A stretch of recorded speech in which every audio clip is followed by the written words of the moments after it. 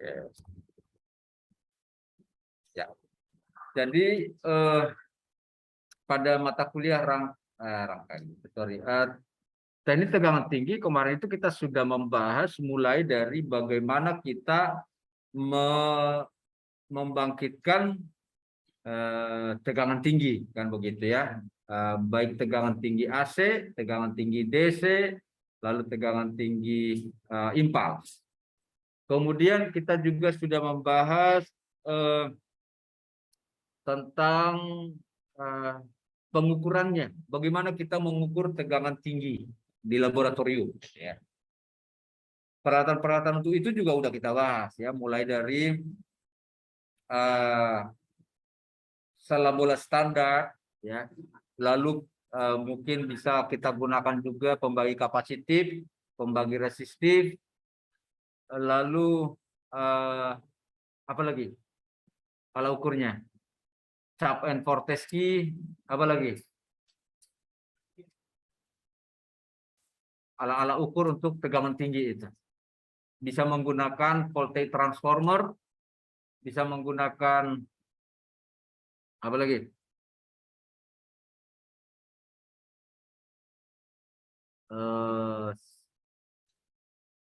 Udah lupa ya. Oke. Nanti diulang lagi ya. Nah, kemudian setelah itu kita juga membahas tentang pengujian tegangan tinggi ya. Bagaimana kita menguji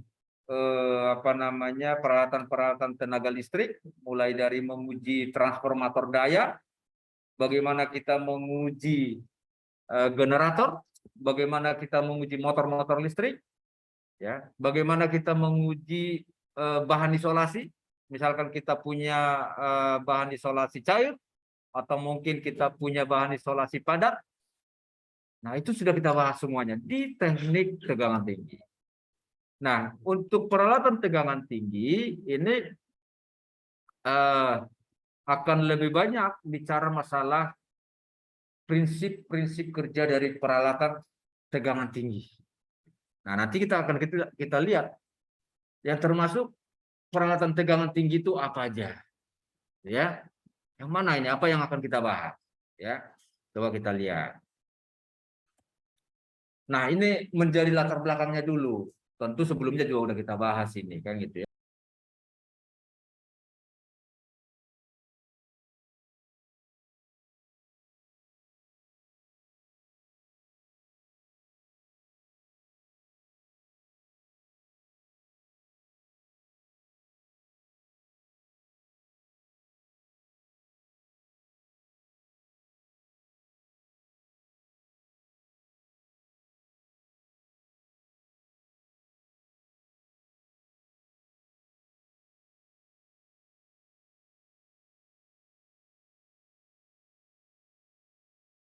Orang memasak pakai kayu api, sekarang orang tidak mau lagi menggunakan kayu api, udah beralih menjadi rice cooker misalkan. Lalu mungkin orang sebelumnya membersihkan lantai dengan manual, tapi sekarang orang nggak mau lagi pakai vakum cleaner. Listrik juga, semua seperti itu. Hampir semua sekarang peralatan itu diarahkan sumber energinya itu adalah listrik. Selalu seperti itu. Oleh karena itu, kebutuhan rumah tangga juga selalu meningkat. Dari tahun ke tahun selalu meningkat. Walaupun jumlah anggota keluarga itu sebenarnya mungkin katakanlah tetap. Tapi kebutuhan listrik dari satu rumah tangga itu kecenderungannya meningkat. Nah, oleh karena itu berarti kebutuhan energi listrik terus meningkat. Nah, persoalannya bahwa pembangkit dengan konsumen itu jaraknya jauh.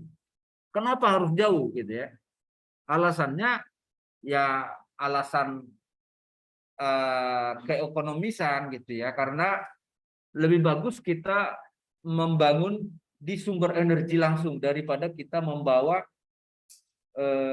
bahan bakunya untuk kita kirim ke tempat konsumen, ya. Jadi yang paling bagus sebenarnya pembangkit itu, karena kita masih menggunakan tenaga batu bara paling banyak, seharusnya yang paling benar itu bangunlah di Bukit Asam, Sumatera Selatan. Bangunlah di Kalimantan Timur. Itu yang paling benar sebenarnya.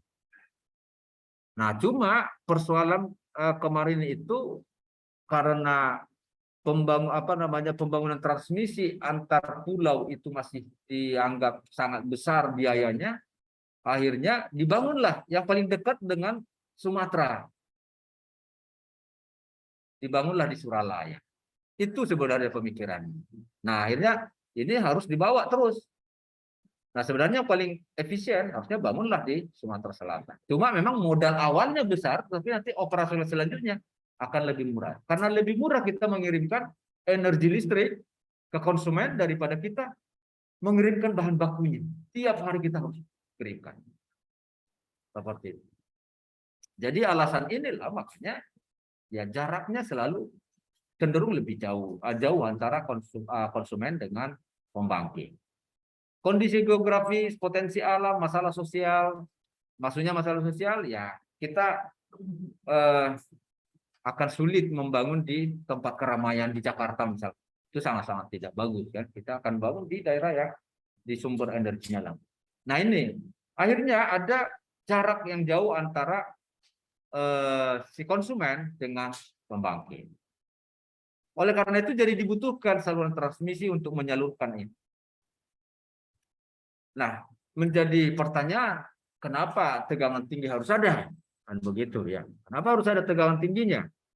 Nah, sebelumnya juga udah kita bahas ini di teknik tegangan tinggi. Jadi sifatnya kita ulang sedikit. Nah, kenapa harus ada tegangan tinggi? Tujuannya sebenarnya adalah mengurangi rugi-rugi daya pada saluran. Ya, jadi ini pusat pembangkit, ya, ini beban. Ya, nah kalau saya coret-coret nanti kita harus pasang ini. Nih, bentar ya.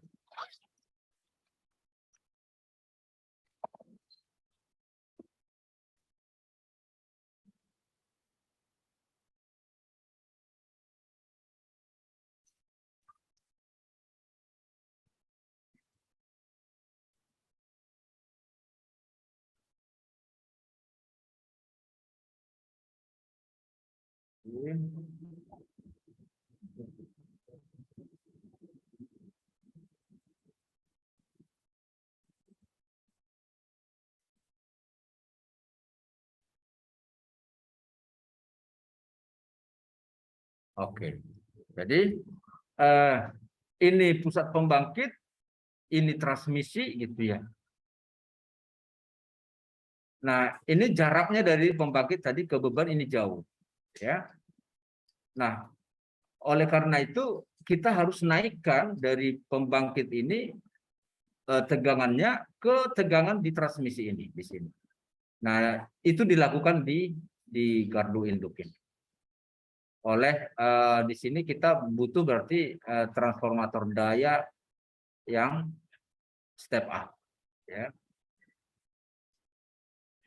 Lalu bagaimanapun tegangan yang tinggi atau ekstra tinggi atau ultra tinggi itu harus kita turunkan lagi ke saluran distribusi. Nah, makanya di sini juga kita harus punya transformator daya step down. Nah, seperti itu. Nah, kita tahu bahwa kita lihat persamaannya bahwa kita lebih menguntungkan kalau tegangannya yang kita naikkan, kan gitu. Sebenarnya untuk mengurangi rugi-rugi daya bisa kita lakukan ini rumusnya bahwa delta P T sama dengan 3I kuadrat R. Kenapa 3? Karena 3 pasang. Ya.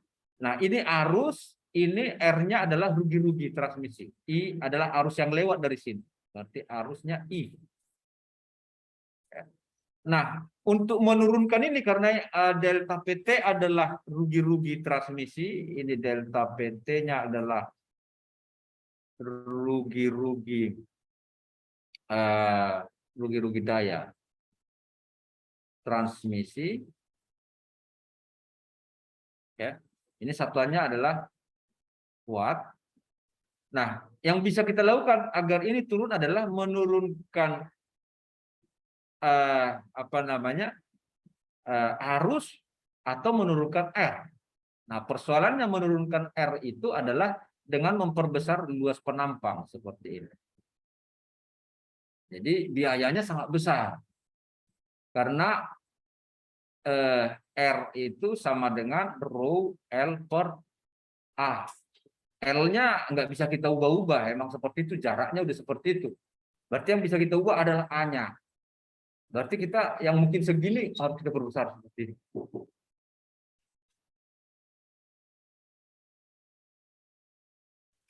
Ada. Coba cek dulu Pak, masalahnya sana titik ada ini. Ini Tommy Darmanto 2020. Ini Tommy Darmanto 2020. Hah? Bawahnya, Bawahnya? Iya. Ada ya? Yuliana, benar-benar. Benar. Iya. Makasih ya. Iya, Pak. Monggo. Ini presensinya.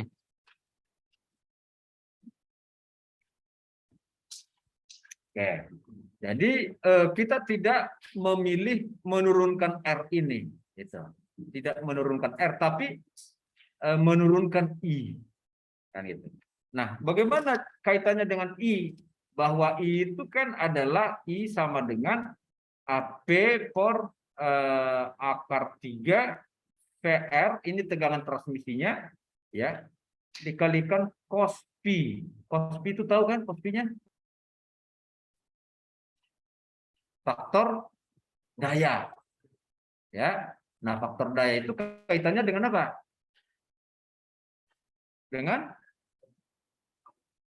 Dengan reaktansi kapasitif dan reaktansi induktif. Jadi kalau beban-beban kita di itu banyak dengan reaktansi induktif, maka nanti cos pi-nya akan rendah. Cos pi-nya rendah. Jadi perbandingan antara apa? Daya apa dengan daya apa? Kan ada 3 tuh, daya apa? Ada daya semu, ada daya real. Oh, dipelajari lagi. Itu dari rangkaian listrik. Ya ampun dah, ini balik lagi dari nol. Udah pada mau lulus loh. Ini angkatan 2019 juga, 2020 juga terlagi udah nyusun skripsi.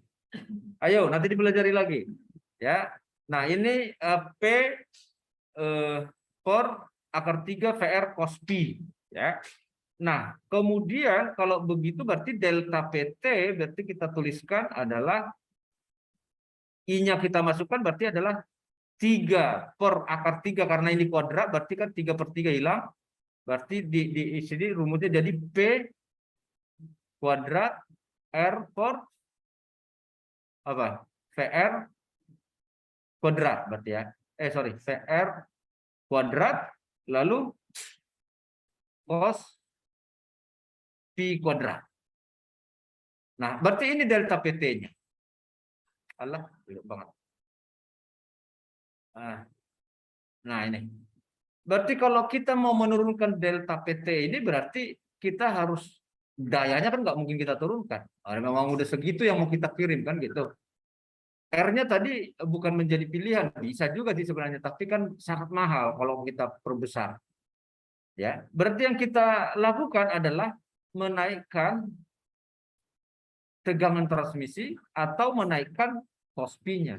Jadi, tapi cos pi bagaimanapun ada maksimumnya, itu kan maksimumnya 1. Dan kita tidak akan pernah juga mendapatkan yang cos pi 1 itu kan. Paling di 0,9 gitu ya. Bahkan bisa lebih jelek.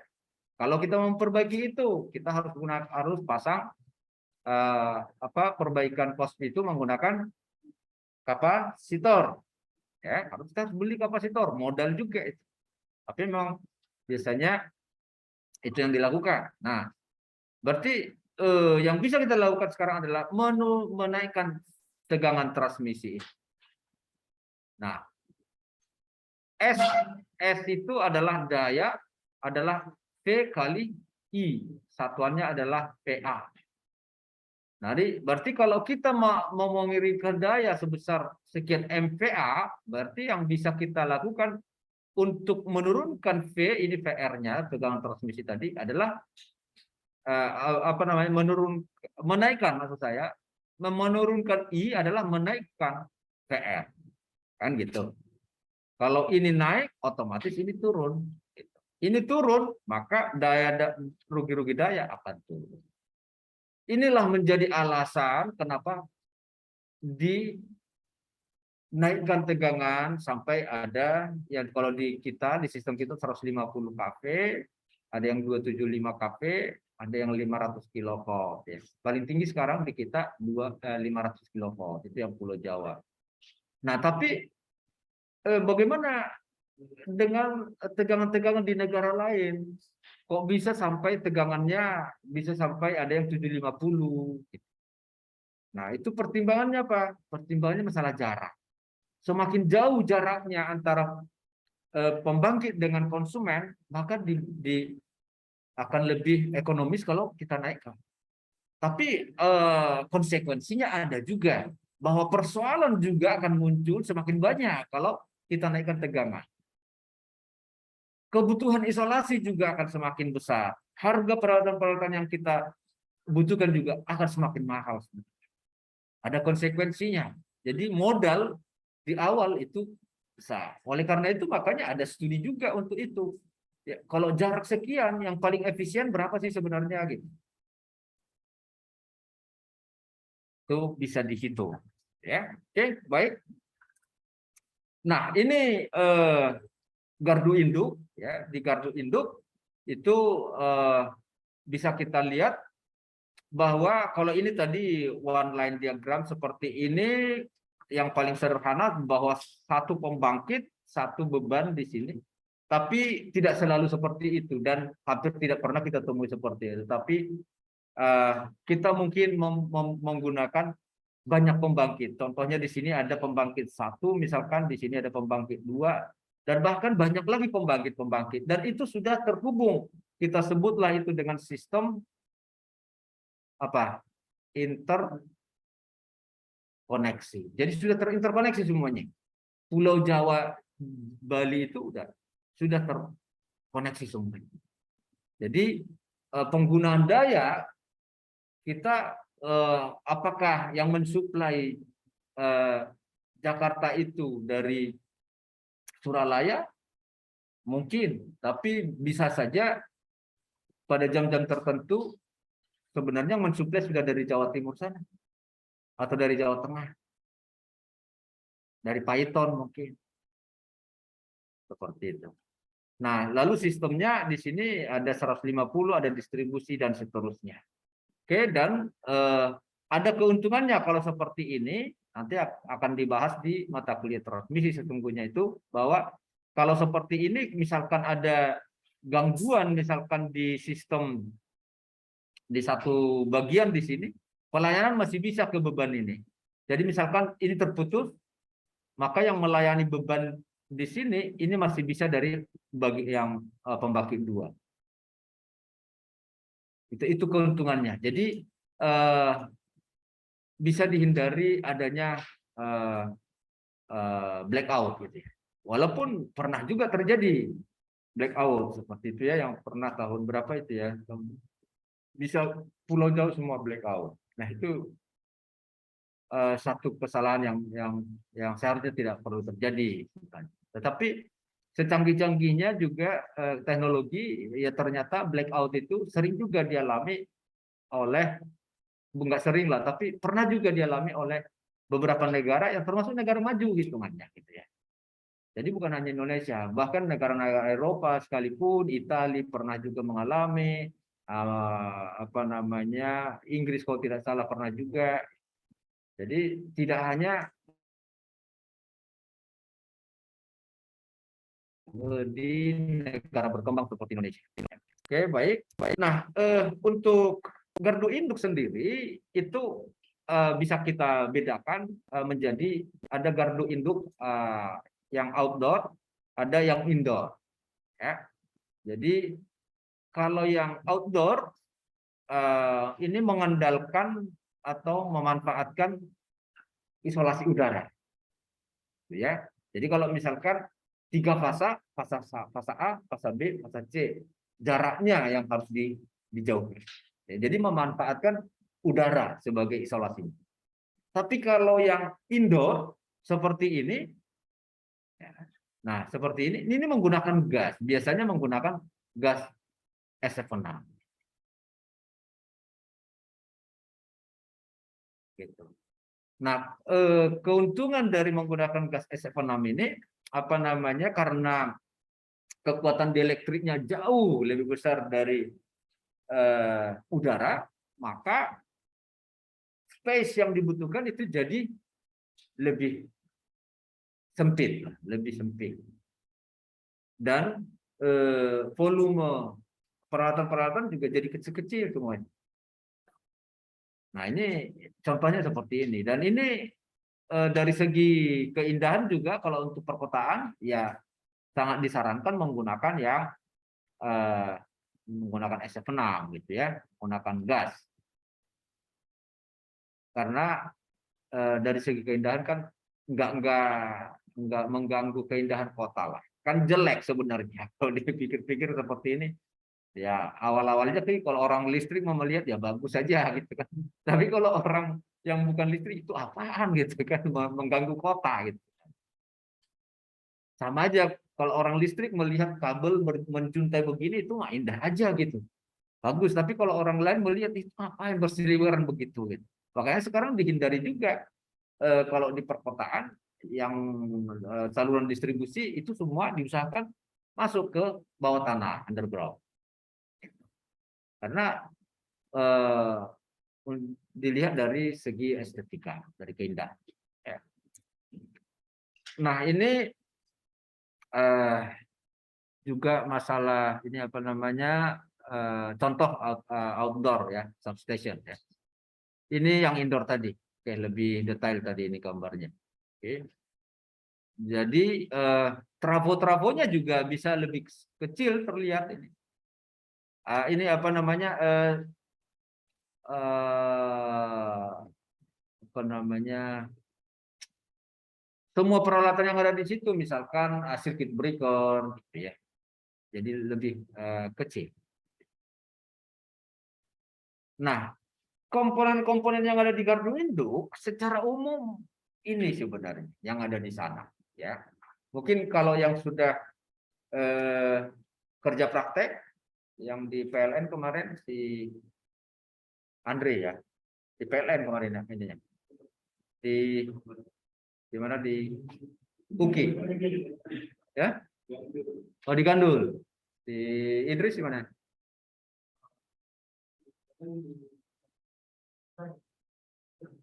Oh di ini perusahaan jadinya ya? Oke, maintenance trafo. Ade udah di mana? Oh sama.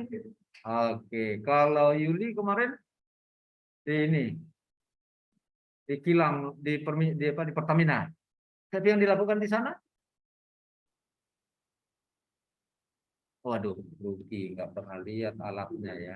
Oke dah nggak apa-apa.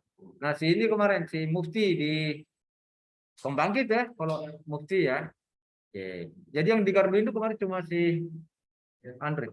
Andre sama Sama Bayu ya. Sama si Sehan juga ya. Ya, Sehan lagi positif itu. Jangan-jangan kontak kemarin. Hah? Nah, ini kita tetap harus pakai ini, makanya aduh aku udah tetap harus jaga ya prokesnya harus tetap karena cepat cepat sekali menularnya. Cepat sekali. Kalau memang udah ada virusnya cepat kok. Jadi harus hati-hati tetap ya. Oke, nah ini di Garduindo itu ini yang ada di sana. Ini pembagi kapasitif. Kenapa harus ada pembagi kapasitif? Ini untuk keperluan menurunkan tegangan. Jadi disinilah aplikasi yang udah kita bahas di teknik tegangan tinggi, bahwa untuk mengukur tegangan tinggi itu kita nggak mungkin langsung menghubungkan osiloskop, langsung voltmeter, nggak bisa. Ini harus kita turunkan dia tegangannya, ya kan? Salah satu menurunkan itu pembagi tegangan kapasitif, gitu. Nah, karena nanti ini keperluannya juga untuk relay, untuk proteksi. Karena misalkan nih tegangan turun atau naik misalkan dari yang seharusnya ini tegangan 150 misalkan. Ternyata tegangannya udah naik ini, meningkat terus. Bahaya kan, bisa rusak peralatan semua. Ini dari mana kita tahu? Berarti kita harus terhubung ke relay. Relay nanti kan disetting. Lewat dari situ relay harus memerintahkan apa? Circuit breaker harus membuka. Atau misalkan turun, drop misalkan di satu fasa. Karena kalau terjadi gangguan di satu fasa, langsung drop tegangan di situ. Harusnya membesar, tegangannya drop. Nah, itu juga harus bisa dideteksi. Perlu terhubung ke relay. Nah, oleh karena itu kita butuh pembagi tegangan kapasitif ini. Lalu kita butuh juga trafo tegangan. Ya, sama juga untuk menurunkan tegangan. Ya. Lalu kita di sana butuh filter frekuensi tinggi. Ya. Ini biasanya untuk kebutuhan komunikasi. Kemudian ada saklar pembumian, earthing switch. Ya. Jadi sama seperti prinsip yang ada di laboratorium kita. Kemarin sudah ada beberapa yang sudah punya kesempatan untuk melihat itu. Ya, jadi kalau kita alatnya tidak atau mau udah kita matikan, kita mau lakukan perawatan, maintenance, atau kalau di laboratorium kita mungkin kita mau pegang, atau earthing switch sudah harus menutup. Jadi bergerak, ya, langsung connect. Ini misalkan terminalnya, ini harus menutup. Secara otomatis ini masuk ke grounding. Jadi aman kalau ada orang yang bekerja di situ. Jadi harus dipastikan, misalkan perawatan di gardu induk itu, earthing switch harus menutup. Kalau itu tidak menutup, jangan pernah melakukan perawatan maintenance. Dipastikan. Ya. Lalu ada saklar pemisah, disconnecting switch. Ya, nanti kita lihat. Jadi ini coba kita lihat disconnecting switch ini sebenarnya ini ada circuit breaker. Sebenarnya udah ada circuit breaker, tapi dipasang juga disconnecting switch. Tujuannya apa? Sebenarnya circuit breaker udah memutus sebenarnya. Jadi pada saat punya beban, ada arus yang mengalir, nggak boleh langsung disconnecting switch yang kita buka begini, bahaya, bisa terbakar. Nanti ada kita lihat minggu depan ininya videonya. Seperti apa? Kalau kondisi berbeban kita buka disconnecting switch seperti ini, nggak boleh. Jadi yang membuka apa? Circuit breaker, karena ada busur api yang besar menyala di sana, itu harus dipadamkan. Ada teknologinya untuk itu, circuit breaker yang punya itu. Jadi pada saat ada arus yang memutus, itu adalah circuit breaker. Ya, nah setelah itu udah terbuka sebenarnya. Tapi harus kita pastikan lagi dari sisi ini kan pengirim dari sini, tapi harus kita putus lagi dengan disconnecting switch supaya kita mau maintenance misalkan di sini udah kita pastikan udah tidak terhubung lagi ke sumber. Nah, misalkan seperti itu. Nah, ini harus terbuka. Jadi yang mau merawat, yang mau melakukan maintenance bisa terlihat bahwa itu terbuka. Circuit breaker nggak bisa karena dia ada di dalam. Misalkan tadi circuit breaker dengan pemadam busur apinya menggunakan minyak misalkan. Dia di dalam tangki. Kita tidak tahu itu on atau off. Memang ada indikatornya di luar, tapi apakah kita berani memegang tegangan tinggi seperti terminal tegangan tinggi hanya indikator lampu misalkan? Jangan-jangan ada yang salah di situ. Lampunya udah nggak nyala gitu kan, padahal masih bertegangan. Nggak boleh, jadi betul-betul harus sudah terbuka lebar begini. Terbuka. Gitu. Itu gunanya disconnected switch. Nanti kita bahas. Ya. Kemudian ada trafo arus. Trafo arus menurunkan dari arus yang besar menjadi kecil. Juga untuk keperluan pengukuran dan juga keperluan apa namanya proteksi, ya, relay. Kemudian ada pelindung tegangan lebih menggunakan lightning arrestor. Nah, ini nanti akan kita bahas bahwa jika terjadi sambaran petir, maka apa namanya muatan yang sangat besar itu akan masuk tersuntikan ke saluran transmisi. Dan ini harus diblok, ini harus diputus karena dia akan mengalir dari misalkan ini mana tadi dari sini misalkan tersambar di sini, ini bisa mengalir ke sini, bisa mengalir ke sana, merambat dia, bentuk gelombang impuls. Jadi kalau masuk itu ke gardu induk, bayangkan di gardu induk peralatannya sebegitu banyaknya tadi, itu akan merusak ini peralatan ini. Nah makanya bisa merusak CT, bisa merusak CB, ini circuit breaker, ya peralatan-peralatan di sini semua, ini bisa rusak semua. Karena semua itu ada batasan berapa tegangan yang bisa dipikul. Nah ini harus ada lightning arrestor ini. Jadi arus misalkan kalau di sini tersambar, ini harus masuk ke sini, dibuang ke sini muatan. Itu kegunaan lightning arrestor. Kemudian ada trafo daya, tentu untuk menaikkan atau menurunkan tegangan. Kemudian konduktor, ya semua ada di busbar, ada di konduktor penghantar, ada itu peralatan yang ada di sana. Kemudian isolator untuk memisahkan bagian bertegangan yang tidak bertegangan. Nah ini yang akan kita bahas di peralatan tegangan tinggi. Ini semua prinsip kerjaan seperti apa, secara konstruksi seperti apa, itu yang kita bahas. Ya. Nah peralatan listrik ini sebenarnya bukan hal baru lah ya, bukan hal baru. Toh juga di peralatan-peralatan tegangan rendah tetap kita butuh juga circuit breaker. Yang di rumah itu Anda lihat di situ ada MCB-nya, ya. Ada apa biasa disebut bahasa sehari-harinya, ya ada screen, tapi bukan screen disebut apa namanya? Kok saya jadi lupa nih. Yang bisa kita gini-giniin apa? Ya meteran untuk ukurannya. Apa? Yang biasa kita naik-naikkan begini. Ya? Ya bukan stop kontak juga. Saya lupa. Nah, pokoknya Saklar, ya, Pak, saklar. breaker sebenarnya. Ya, itu juga breaker. Ya, kemudian relay juga di mana-mana ada sebenarnya relay itu, ya. Di peralatan tegangan rendah juga ada sebenarnya. Nah, di mobil relay itu ada. Di mobil itu juga ada relay. Cuma yaitu ada perbedaan antara peralatan tegangan tinggi dengan peralatan tegangan rendah. Perbedaannya apa? Ada 5 hal. Yang pertama adalah masalah sistem isolasinya. Ukuran komponen peralatan yang menghantarkan arus ini berbeda. Karena arusnya kan untuk tegangan tinggi ini kan kapasitasnya besar, tegangannya tinggi, jadi ukurannya udah berbeda. Kemudian sistem pendinginan. Ini berbeda. Karena di sini butuh pendinginan. Kan? Kemudian penyambungan konduktornya. Kemudian pelindung tegangan lebihnya. Ada resiko tersambar oleh petir karena dia di outdoor, gitu ya. Jadi ada resiko tersambar petir. Jadi ada masalah pelindung tegangan lebihnya. Ini yang berbeda sebenarnya. Nah, untuk sistem isolasinya, untuk peralatan tegangan tinggi ini ya, tekanan medan listrik yang terdapat pada isolasi peralatan listrik berbanding lurus dengan tegangan kerja peralatan tersebut.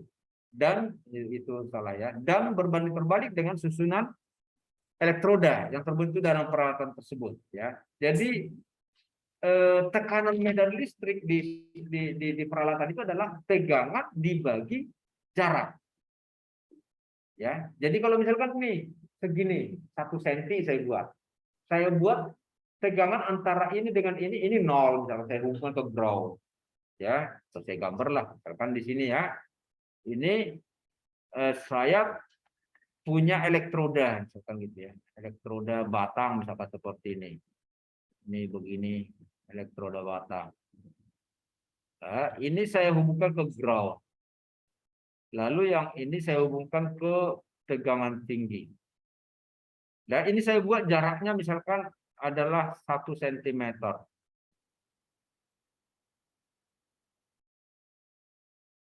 Ya, berarti kalau seandainya saya buat tegangan di sini adalah 30 kV. Berarti E di sini yang dihasilkan atau tekanan medan listriknya adalah 30 kV per cm. Karena saya buat jaraknya 1 cm. Ya, bagaimana kalau saya naikkan tegangannya menjadi 60? Langsung lipat 2, berarti E-nya berarti jadi sama dengan 60 kV per cm. Ini tekanan medan listrik namanya. Itu medan listrik karena satuan volt per centimeter atau kV per centimeter itu satuan medan listrik. Jadi kekuatan dari isolasi juga terhadap medan listrik juga sama. Satuannya adalah kilowatt per centimeter. Nah, seberapa kuat satu material menahan medan listrik itu yang disebut dengan kekuatan dielektriknya. Itu. Nah, jadi tekanan medan listrik ini berbanding lurus dengan tegangan. Nah, peralatan tegangan tinggi bekerja pada tegangan tinggi, isolasinya harus mampu memikul tekanan medan listrik yang tinggi, ya. Nah, oleh karena itu konstruksinya harus dirancang mampu memikul tekanan medan tersebut. Konstruksi jadi penting. Nanti kita lihat contoh konstruksi bahwa ternyata konstruksi juga mempengaruhi. Ya, jadi bukan hanya masalah besarnya tegangan, tapi konstruksi menentukan. Yang pasti kalau kita mau aman bahan isolasinya, kita buat ukurannya membesar. Supaya ini aman, misalkan tadi di sini kita berikan 30. Kalau misalkan kekuatannya udara di sini ada 30 kV per centimeter, supaya jadi mampu dipikul, ya udah kita lebarkan aja, kita buat 2 cm, aman kan, kira-kira gitu. Tapi kalau itu misalkan adalah material ukuran satu peralatan, karena antara terminal ini dengan terminal yang seharusnya 1 cm kita harus perlebar, berarti ukuran menjadi tambah besar. Karena sama aja prinsipnya, apakah di sini isolasi cair atau isolasi gas atau itu adalah padat, sama saja prinsipnya. Berarti kan ada penambahan volume di sana. Jadi memperbesar dimensi bahan isolasi dan mengendalikan tekanan medan. Kemudian semakin besar tegangan yang dipikul, isolasi yang digunakan semakin besar. Contoh gambar di sini. Nah, ini contohnya. Jadi kalau misalkan 35 kV tadinya bebannya, isolatornya, itu mau kita naikkan menjadi bebannya 110 kV. Nggak boleh, isolatornya tetap aja segitu. Kalau tetap kita paksakan segitu, apa yang terjadi? Terjadi breakdown namanya. Loncatan api dari terminal yang bagian atas yang bertegangan ke bagian bawah ini, karena ini nanti ke ground. Nanti kabelnya misalkan di atas ini, kan begitu. Terjadi loncatan dari sini ke sini. Jadi supaya nggak terjadi, ya ini harus kita naikkan. Ya, kenaikan tegangan kerja isolator dari 35 menjadi 110 membuat volume isolator naik menjadi 3,8 kalinya. Nah, harga peralatan tegangan tinggi akhirnya didominasi oleh isolasinya. Gitu. Makanya untuk peralatan tegangan tinggi, teknologi isolasi menjadi sangat-sangat penting. Secara prinsip kerja, ya sama seperti rangkaian listrik. Yang tegangan rendah dengan tegangan tinggi hampir sama. Tetapi udah bicara masalah isolasinya berbeda di sana. Jadi sangat penting untuk menemukan isolasi yang bagus. Isolasi yang mempunyai kekuatan elektrik yang bagus. Tapi harganya murah. Supaya apa? Supaya peralatannya tidak terlalu mahal. Kemudian perlu upaya untuk mengurangi pemakaian bahan isolasi pada peralatan tegangan tinggi dengan mengendalikan tekanan medan listrik pada peralatan. Caranya mengendalikan seperti apa? Contohnya nih. Coba kita lihat. Ini ada gambar. Ini adalah elektroda. Ini elektroda 1, elektroda 2. Yang elektroda 2 ke ground. Elektroda 1 ke tegangan tinggi. Jaraknya S. Ya, ini adalah elektroda bisa kita sebut ini batang-batang, tapi ini memang sudah dibuat seperti berbentuk bola, jadi setengah bola lah kira-kira gitu kan. Ini kan udah berbentuk bola sebenarnya kan, ya. Oke, bola-bola, anggaplah ini bola-bola atau batang-batang gitu ya. Nah, apa namanya, susunan medan listrik dari bagian kiri ke bagian kanan adalah seperti ini. Karakteristiknya seperti ini, bahwa di bagian yang ujung ini itu tinggi sekitar segini. Paling tinggi adalah E max. Ya, makin ke tengah, makin rendah. Makin rendah dia karena memang makin jauh dari sumber tegangannya kan gitu kan. Ini makin ke sini naik lagi ternyata. Nih, tapi tetap maksimumnya adalah E1 max. E1 max. Coba kita bandingkan dengan begini. Ini bola, ini datar. Ternyata tekanan di sini tinggi banget ini. Jadi di sini, di sekitar sini yang paling dekat ini E2 max. Memang di sini rendah. Tapi ini udah menderita yang di sini nggak menderita apa-apa sebenarnya. Aman-aman aja, tapi di sini menderita ini. Isolasi di sini. Artinya bisa saja di sini udah terjadi ada loncatan api di sini. Di sini nggak apa-apa, tapi kalau udah dimulai dari sini akan bergeser. Terjadi juga breakdown total. Nah, artinya apa? Pengaturan bentuk dari konduktor yang mempunyai tegangan yang besar tadi, terminalnya itu, ternyata itu penting. Penting ternyata bentuknya. Jadi kalau kita mau mendesain satu peralatan tegangan tinggi, terminal-terminal yang mempunyai tegangan tinggi tadi itu harus kita atur, yang bentuknya harus bagaimana ini supaya nanti tekanan medan listrik di sekitar isolasi yang paling dekat dengan terminal itu serendah mungkin. Gitu dia. Jadi itu harus dipikirkan ya. Makanya ada diatur ini dulu gambarnya. Seperti ini bentuk dari apa namanya, konduktornya itu menjadi penting. Ini tegangan tinggi ini dibuat bentuknya seperti ini supaya apa, tekanan ini karena ini isolator ini kan, ini kan bertegangan tinggi supaya nggak shock dari bagian tinggi ini ke sini, nggak shock, berarti ini penopangnya ini sekaligus juga menjadi isolator. Nah, ini dibuat bentuknya seperti ini supaya tekanan di sini tidak terlalu tinggi. Seperti itu. Nah, coba kita lihat. Kemudian salah satu cara, ini cara pertama tadi adalah menata bagian-bagian peralatan yang membentuk elektroda, ya, sehingga tekanan medan listriknya menjadi berkurang. Cara berikutnya menambahkan elektroda perata. Perata tegangan pada peralatan untuk meratakan distribusi tegangan pada sistem isolator. Yang pertama misalkan seperti ini, ada 3 jenis perata. Elektroda perata internal, ada eksternal, ada intermediasi. Kalau yang internal, nah seperti ini, di dalam ini nanti ini, berarti ada di dalam peralatan ini adalah trafo uji tegangan tinggi persis seperti yang kita punya di bawah sekarang. Cuma nggak terlihat ini nanti, karena ini ada di dalam, karena dia internal. Ya, dibuat bentuknya sedemikian sehingga merata dia, merata. Tapi dia internal, ini dia. Kemudian kalau eksternal dia di bagian luar. Bagian luar ini tadi yang seperti ini tadi, itu yang eksternal ini. Ini perata sebenarnya. Ya. Nah, kalau yang intermediasi ini contohnya, ini adalah apa namanya, sebuah busing ini. Ini busing. Ini busing tapi dibuat bentuknya seperti ini supaya kita nggak terlalu pusing lah. Yang bentuknya biasa seperti ini. Ini gambarnya. Busing itu ini. Nih, ini busing ini. Ini busing. Jadi terminal untuk kita punya trafo ya, terminal tegangan tingginya keluar dari sini. Ini menggunakan isolator. Bahannya isolator. Jadi supaya tidak kontak dari terminal ini ke bodinya. Bodinya kan terhubung ke ground. Ya, jadi kalau ini nggak dibuat ini karena kan dari tengah-tengah ini nanti naik ke atas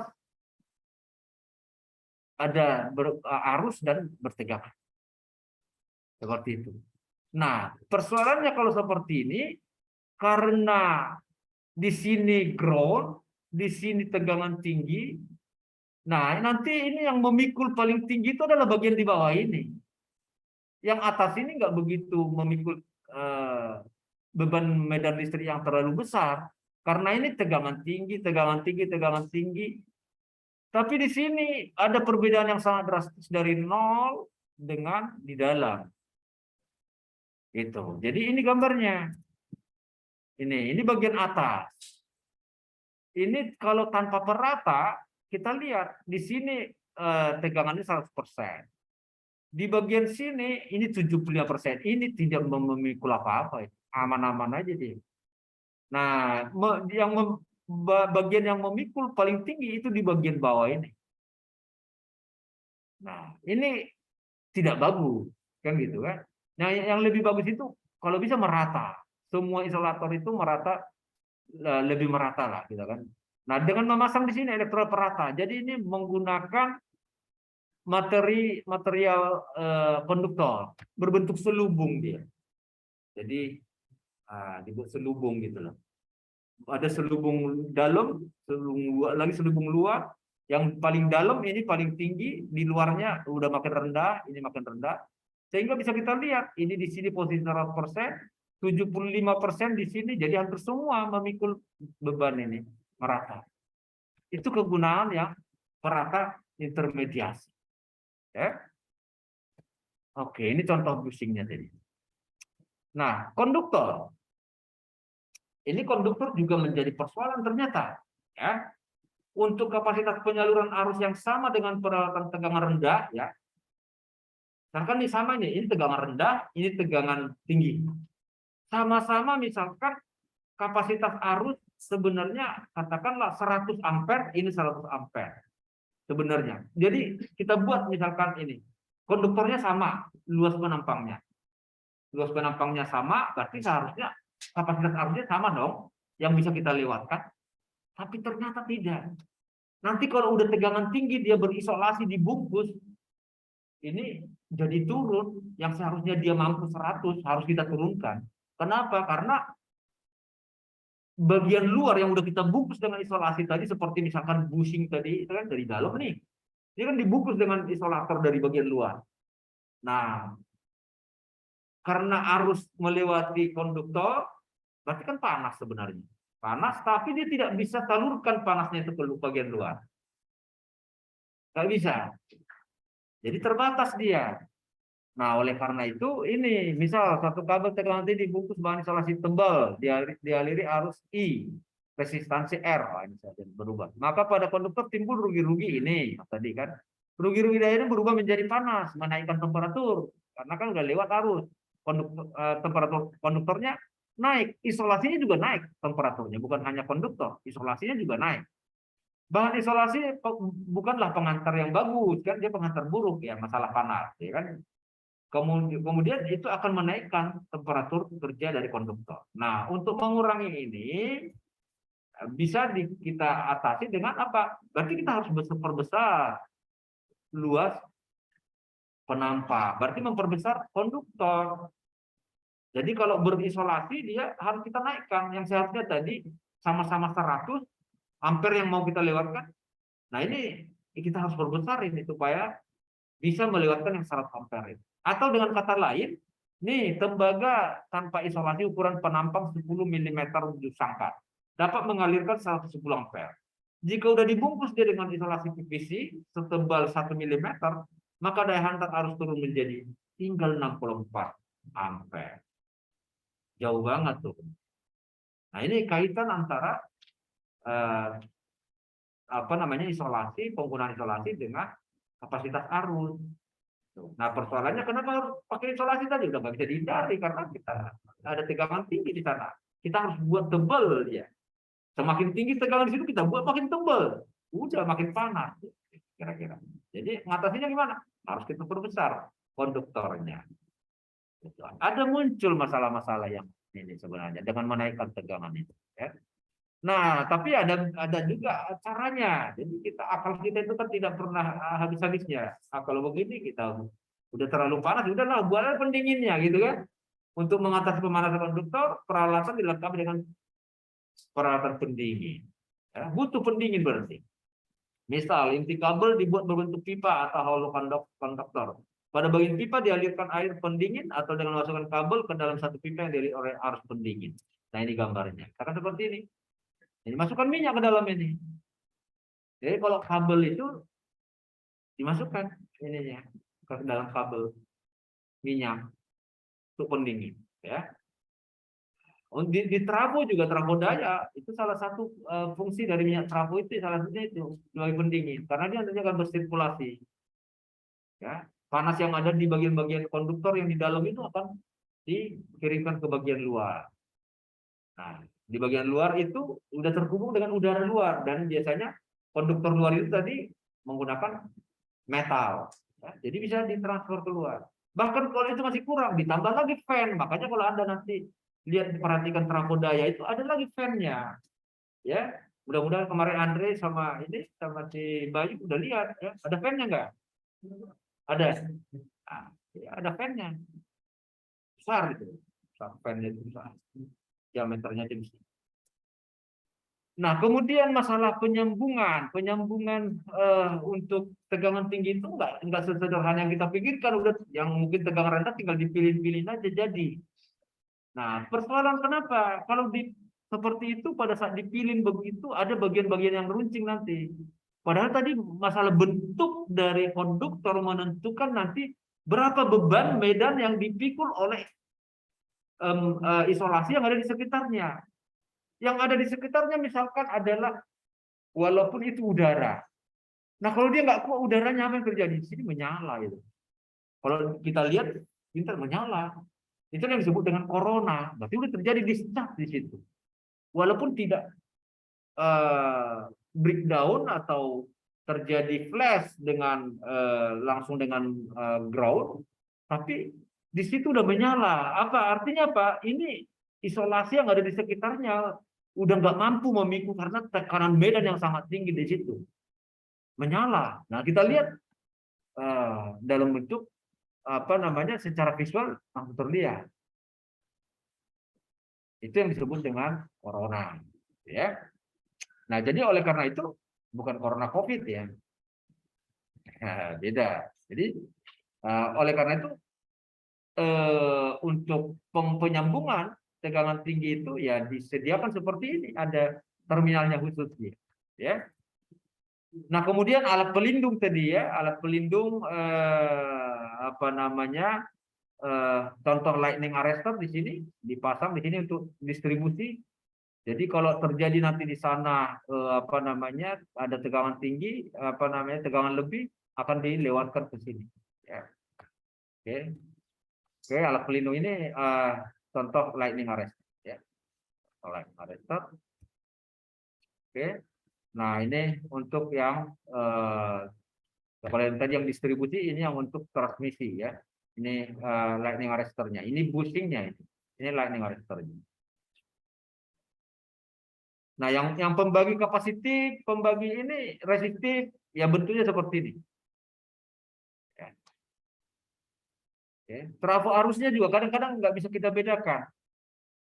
Bentuknya ini yang mana trafo arus, yang mana pembagi kapasitif gitu ya. Susah kita bedakannya.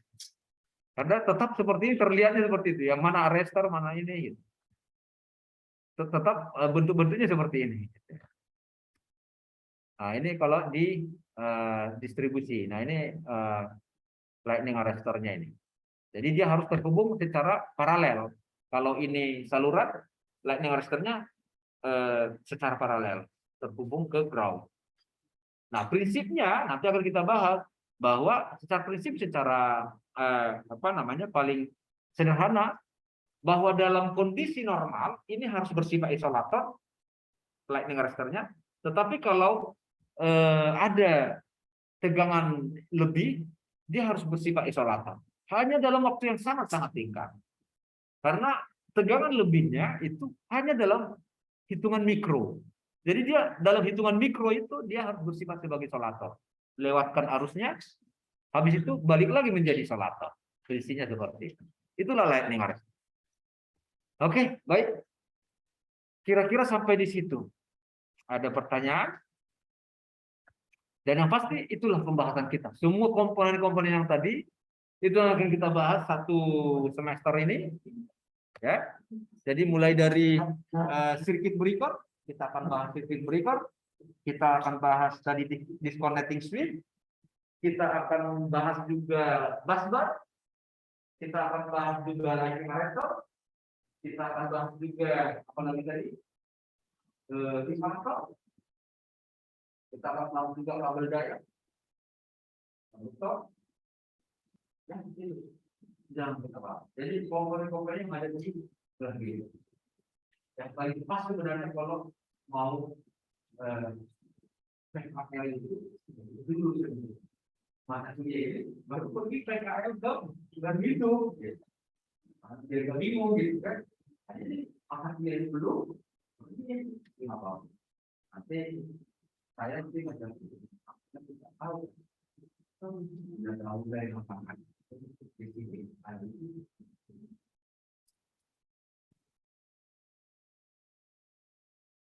Gimana? Nah,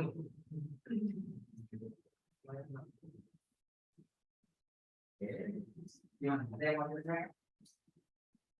Jadi lebih memilih kuliah begini atau kuliah apa? Begini kan? Saya pikir saya sudah terlanjur apa lain tidak jawab gitu kan. Tadi kan juga saya juga lebih kuat karena saya bisa lihat kalau udah online itu ini apa orang yang semua gitu. Saya pikiran saya begitu. Makanya sebenarnya saya untuk yang awal kayak ini gitu. Harusnya udah boleh begini bola dari pakai gitu kan. Saya ngomong kayak gitu tapi mau anak-anak di tinggal di segitu aja waktu saya putar lagi lebih baik masuk gitu kan. Jangan jalan gitu ya. Kalaupun seperti itu tapi kan itu. Tapi mudah-mudahan ini tetap bisa dipertahankan level perspektif. Tapi kan kalau kita kita harus tahu, ya, mudah-mudahan. Makanya semua harus kita mencoba bahwa apa namanya untuk profesi ini itu tanggung jawab bukan hanya tanggung jawab dosen, itu semua dari masing-masing semua harus ada apa namanya tidak salah kalau sekarang sudah lebih ngobrol di luar nanti kita berkomunikasi dan kita ngomong karena kalau kami yang terlalu langsung mengingatkan seperti itu kan ya tidak jadi lebih bagus tarik kemana-mana dulu karena dengan memakai seperti itu saya harapkan yang melindungi dan kita kan tidak tahu dengan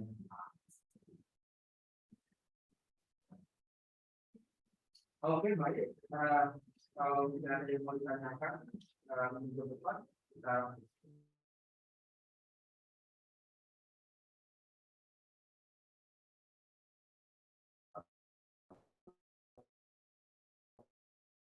lanjutkan dan bukunya sebentar ya.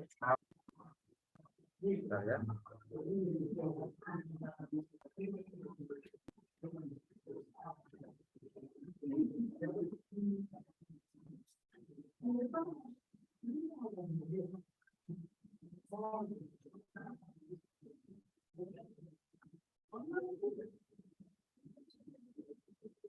Oke, jadi bukunya ini kita pakai ini. Silakan dicari buku-buku yang lain. Tapi ini apa namanya buku utama kita peralatan teknologi edisi kedua untuk Gramedia. PR lah komisi pertama yang ya. Di Gramedia di online juga silakan dibeli. Materi-materi dari buku lain kita dicari juga. Kan topiknya dibeli dulu, buku siapa materi-materi kita kan. Baik, tinggal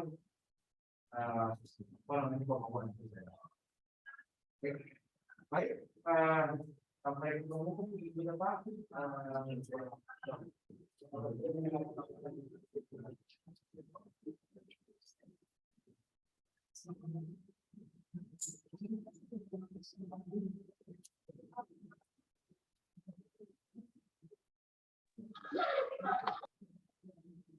ya, kita akhiri sampai di sini ya, Dimas, Prima, Ya, Pak, terima kasih, Pak. semuanya ya.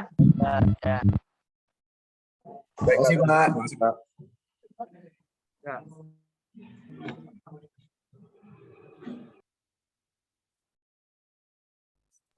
Izin live, Pak. Keluar, Pak. Terima kasih, Pak.